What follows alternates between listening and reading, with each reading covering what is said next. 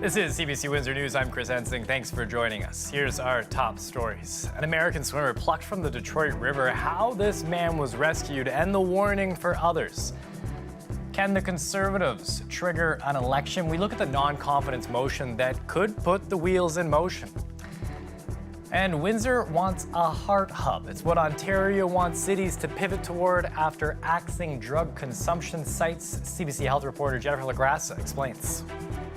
Windsor wants to boost supports for people with mental health, addictions, and homelessness issues. That's why it's applying to receive millions of dollars from the province. That funding will go to heart hubs, homelessness, addiction, recovery treatment centers. Andrew Dare is the City of Windsor's Commissioner of Human and Health Services.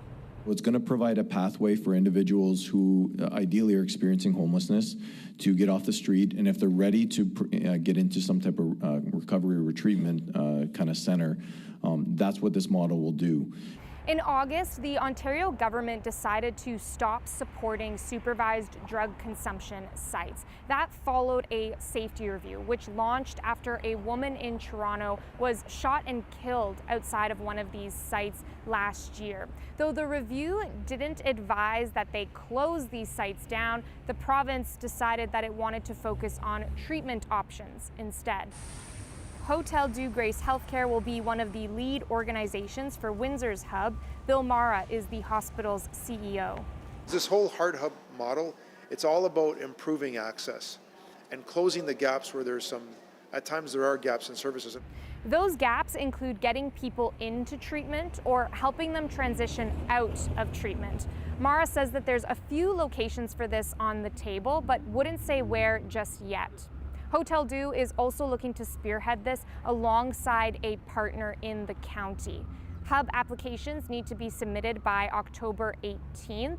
If Windsor gets approved, Ontario's Ministry of Health is looking for this to be up and running by winter 2025. Jennifer LaGrassa, CBC News, Windsor. A man trying to swim across the Detroit River last night was rescued by an American mail boat. Officials say that the man jumped into the water on the Windsor side, right near the big Canadian flag. It all happened around 11 p.m. yesterday. Emergency crews were dispatched, but the J.W. Westcott mail boat was getting ready for delivery. They were actually able to locate the man first. A worker on the boat says he spotted that man swimming inside a life ring that had been thrown by someone on the shore here in Windsor. They say the swimmer seemed disoriented and that he was an American from Florida trying to get back into the United States. He was transferred to a Detroit fire boat, was said to not have any physical injuries. Harbor Master Peter Barry says that man is lucky to be alive. We're seeing it more and more. People are entering into the river, whether it's for illegal migration, whether it's a psychosis, it's a person in crisis. We are seeing an increase. It's very troubling because resources are stretched thin. Last night there were multiple police cruisers, fire trucks. Detroit Fire put their boat out, Windsor Police put their boat out to respond and save this man's life. Very important to do that, but that's such a drain on resources. So these types of instances, as we see the increase, we see those resources pulled away. And Detroit Coast Guard wasn't able to come because they were already busy on something else. Construction in West Windsor has been a bit of a pain this year. Now another major project on the way, but city officials say it's for a good reason, a much-needed stormwater project. The Prince Road storm sewer outlet should improve flood protection for around 3,500 properties. Work at a site is scheduled to start in October. The targeted completion date, November 2025. The $7.9 million sewer outlet is part of a bigger multi-phase project under the city's sewer master plan. That's the plan that was devised after the extreme flooding events hit our area in 2016 and 2017. There is no doubt we all agree on the need to be more climate resilient. We agree on the need to provide more support in accordance with this master plan because we know the impacts that it has on the number of residents, a significant number of residents throughout our city. This is very important work. It's, in my view, bread and butter work that the cities do, but in today's day and age, it's absolutely necessary as our climate changes and as we're dealing with these new realities. And just about the traffic, the city says that they've planned the work in a way that should minimize disruptions. Tomorrow on the show, we're going to bring you an exclusive story by reporter Dale Molnar. 3 former volunteer firefighters feel betrayed by the municipality of Lakeshore. They say the municipality wrongfully let them go after they were injured. One of those firefighters is fighting back with a human rights complaint that could cost Lakeshore millions. Do you feel that they discriminated against you then? To me, they did. I was never made aware that my employment was terminated. I was told that I was removed from the roster. I felt that there was other things I could do with the municipality. It was cheaper for them to fire me and to go to human rights and try to get some money instead of them making their obligations to all the volunteer firemen in Lakeshore to get the deemed amount and the obligation to reemploy under Bill 92.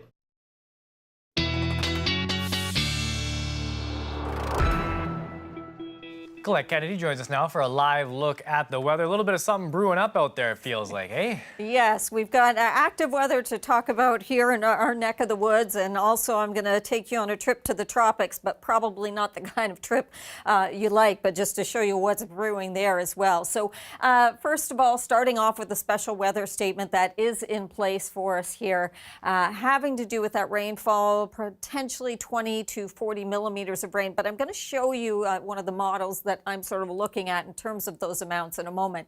There is a rainfall warning that's off towards the GTA, and that's the area you see there just on the edge of your screen in green. So it's just a special weather statement for us here. Now, where we would see the heavier amounts, highly localized. I know you hear me say that often, but having to do with some of this, see all these lightning strikes, thunderstorm activity. So where we get pockets with some thunderstorms, then we might see some of the totals like those numbers of 20 to 40 millimeters. Otherwise, it's lighter stuff, gentler, and the amounts are much lower too. So take off the lightning strikes, take you in for a closer look. You can see there's definitely some thunderstorms there as we fly over. Light showers, Lakeshore towards Leamington right now, and some drier conditions behind that, but only temporarily. So there you go. Some of these, as they're approaching, see how some of them are dying out, so really weakening and not getting the amounts of rain then wringing out of them. And so this is kind of what we're going to see, but that the energy is there even through past midnight. So much of the activity we would see is going to be into this evening or just after midnight, and then things will be calming down towards tomorrow. It doesn't mean there isn't still going to be a chance of the odd shower or thunderstorm triggered tomorrow, but much less activity than what we're going to be seeing over, say, the next 8 to 10 hours or less. There you go with the current temperatures and what you can see, and essentially not a lot of change in some of those numbers as we get to the overnight temps will be nearly steady. Rolling this forward, yeah, really hard to pinpoint exactly what is going to be the spot that we'll see one of these coming through until we get closer to it in time, and then you can kind of nowcast, or I can nowcast for you. But then as we go into tomorrow, we will get some clearing, some sun coming through, and more sun coming through into Thursday, looking like one of the nicer days of the week. So this is what I wanted to show you, and I was alluding to the model. It wants to give St. Thomas over 35 millimeters and negligible elsewhere. So I think chances are we're going to see the lower numbers than the higher. Overnight temperatures, many of the readings are going to be right there around 18 to 19 and just kind of stay there. Into the tropics, this is Tropical Storm Helene. Why is this so important? Well, you can imagine for many reasons, but by Thursday evening, perhaps becoming a major hurricane, and at this moment looking like landfall around Tallahassee, but we got to watch that cone because of confidence, because it could move east or west. So watching that very, very carefully. Storm surge, tornadoes, wind damage, and the like. For us into Wednesday, it's 23 for the high, Thursday 24 with more sun coming our way, and that weekend forecast could change, and it may have to do with Helene, so I'll keep you up to date as we move through this week. I know a lot of relative information in the forecast, right? It's what's good for us, what's bad for somebody else. It's exactly, tough to watch. right? Yeah, we got to keep that in mind. And thanks for guiding us through this, Colette. You're welcome. We take a live look outside and we see a little bit of a clearing in a nice flat lake, or well, the river on that one there. Sorry, folks. We have coming up a deeper dive into that non-confidence motion that could bring down the Liberal government. That's next.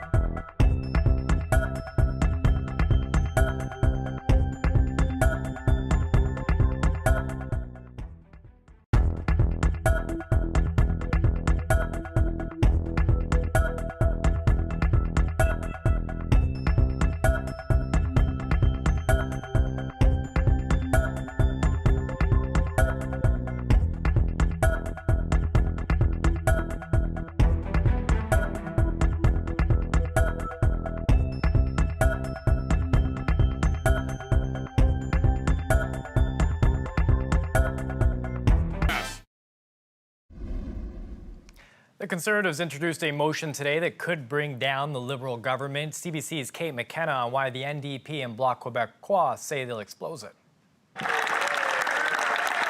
In a campaign-style speech, Conservative leader Pierre Poilievre made his case for Canadians to go to the polls. The biggest and most open land of opportunity the world has ever seen. That is our vision. That is our purpose. Now, let's bring it home. But Poilievre's first crack at toppling the government was undercut last week, We will not be supporting Pierre Poilievre's motion. when the NDP and the Bloc Québécois said they wouldn't support the Conservatives' non-confidence motion. Nice try, buddies, but we will take our own decisions, and we will serve the Canadians and the Quebecers, and we'll do what is the best interest of the population. That means the chance of a snap election being called this week is almost nil. Canadians want us to work. They don't want to go to an election.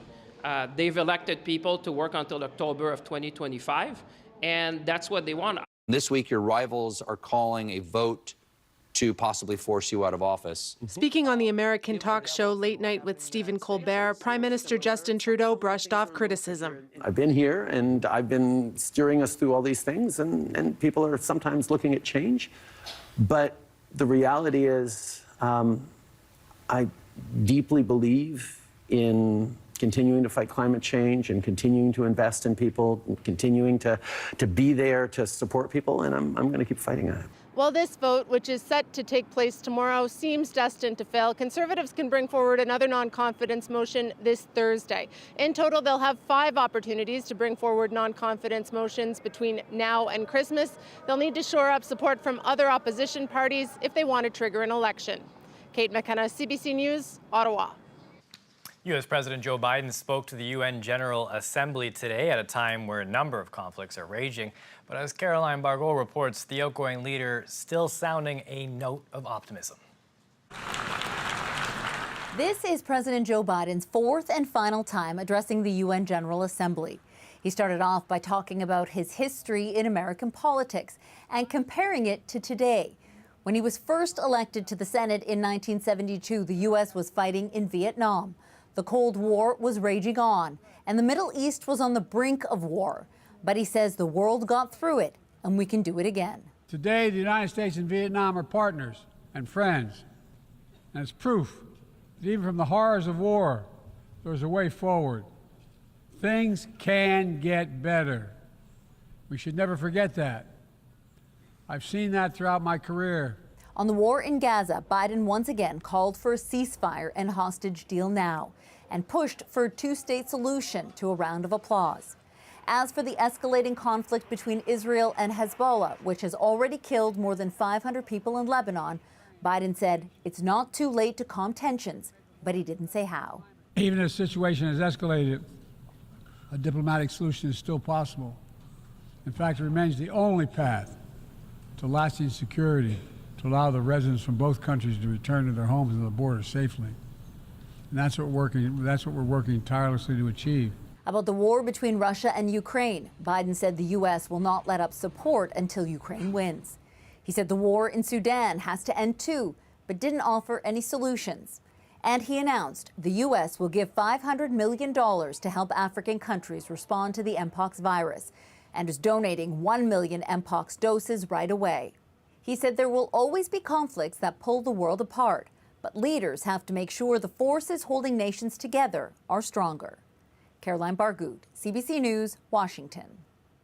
Speaking of those conflicts, Lebanese officials say more than 550 people have been killed during 2 days of Israeli airstrikes. Over 1,600 others have been injured in the strikes targeting Hezbollah, and thousands have fled southern Lebanon in the biggest exodus since the 2006 Israel-Hezbollah war. CBC's Crystal Mango-Singh reports. Israel Defense Forces say they killed Hezbollah commander Ibrahim Kobaisi in a targeted strike Tuesday. But he wasn't the only person caught in the airstrike, which hit an apartment building. We should all be alarmed by the escalation. Lebanon is at the brink. The UN Secretary General expressing fears being echoed by world leaders. I call again for restraint and de-escalation at the border between Lebanon and Israel.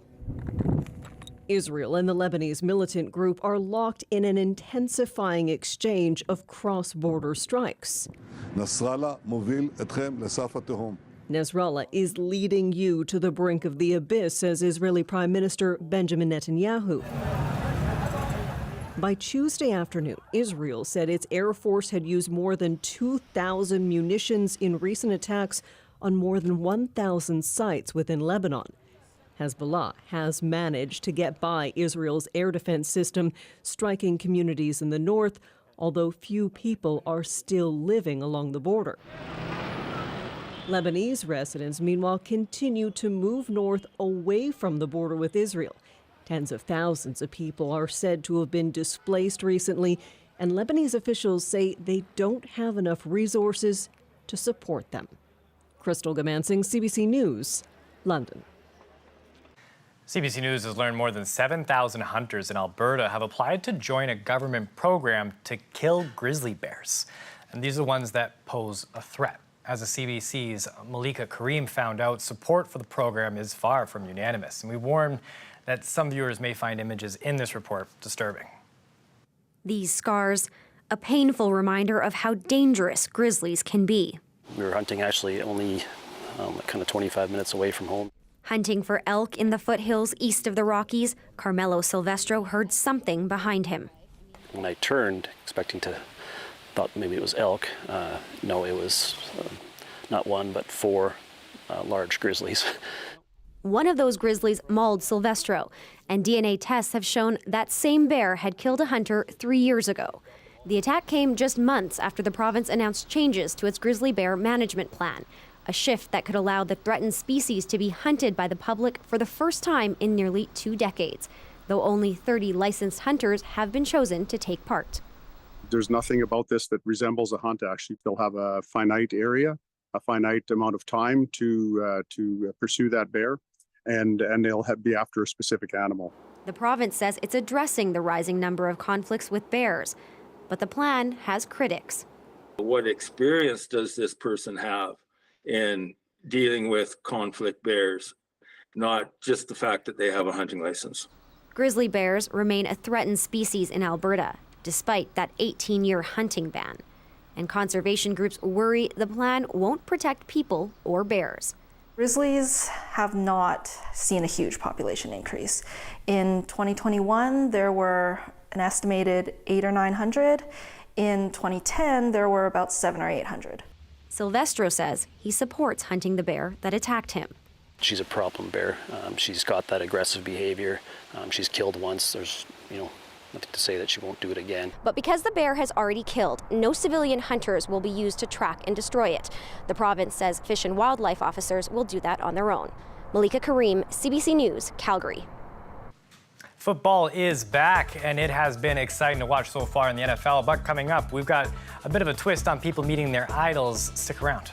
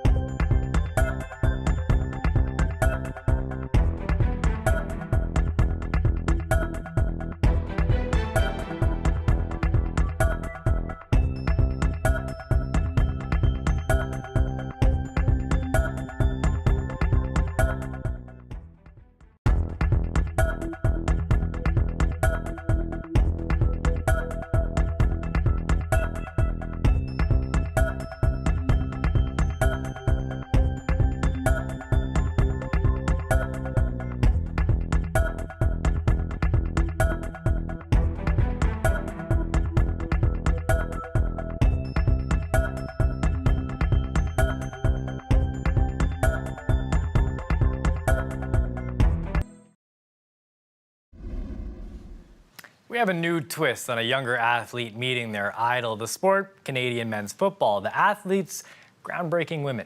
Karen Pauls has more. Go, get down there! Emily Beauregard's wish for her 18th birthday was to meet Maya Turner, the starting kicker and only woman on the University of Manitoba Bison's men's football team. Oh my God, you were amazing! On Saturday, her wish came true. And I want to do the same as you do. It is really like a men's world, but I think we can take our place in that. Turner has already done that. Last year, she was the first woman to play and score in a regular season university football game. The Manitoba Bisons have won this homecoming football game on the strength of Maya Turner. She instantly became a role model for other young women like Beauregard, a rookie kicker on a Quebec pre-university men's football team, the first woman in the league. I think like a lot of girls saw her and was like, holy shit, she can do it, I can do it too. You know, I love to see other girls kicking footballs and playing on men's teams. All the way from Quebec, coming to watch the Bisons play. The Bisons have embraced Turner and welcomed Beauregard, who fit right in. It was very impressive, but it was very nice to see you like win because it was very sketch and I was very pissing on myself. Beauregard and her father flew back to Winnipeg with the team. On Sunday, they got a tour of the University of Manitoba campus and the football complex. Welcome to the locker room. Turner has her own changing room. This is where I hang out. But her coach, Brian Doby, says she's just one of the guys. Is so symbolic of what anybody can do regardless of race, gender, etc. Anybody leading the way and taking a risk. And inspiring other women who dream of kicking down barriers. Karen Pauls, CBC News, Winnipeg. Great to see that kind of energy in the locker room there. Scientists in Belgium are testing how pear trees are going to react to climate change. They simulated growing conditions for the fruit to match what they expect it's going to be like 16 years from now. And they've got some results. After 1 year of experiments, we found that the effect of climate change at the 2040 horizon on the quality of pears was very minor. Scientists did note that in higher temperatures, pears tend to be less firm. They've got more sugar. That could be bad news for growers because less firm fruit, well, can't be stored as long. Those experiments continue. Australia's consumer watchdog suing the country's two largest grocery chains. The lawsuit alleges that shoppers were misled by discounts, saying that they were misleading. The government says it's taking the move very seriously. If this is found to be true, it's completely unacceptable. This is not the Australian spirit. Customers don't deserve to be treated as fools by the supermarkets. They deserve much better than that. The lawsuits claim Woolworths and Coles may have hiked product costs for a short period and later discounted to a level to still be higher than that previous price. It comes as many in the country grapple with the high cost of living. The supermarket giants have faced accusations of profiting from consumers at a time when a lot of Australian households are facing high interest rates, housing prices, and energy bills. Giant pandas are a major attraction at zoos around the world, but one in Finland has decided that they are just too costly to keep. The privately owned zoo says it can no longer afford to care for the animals, so is returning its two pandas to China 8 years into the agreed 15-year stay. The zoo had invested over $12 million in their panda enclosure. It also faced an annual cost of $2 million for their upkeep and a preservation fee that was paid to China. A big drop in business during the pandemic, mounting debt, then high inflation, well, it forced the zoo's hand. That's it for CBC Windsor News. Don't forget, for news anytime, you can go on our website, cbc.ca/Windsor, and you can download the CBC News app to get the stories that matter most to you. Turn on the alerts, and they'll pop up on your lock screen as that news is breaking. That's it for us. Thanks for watching. Have a good night.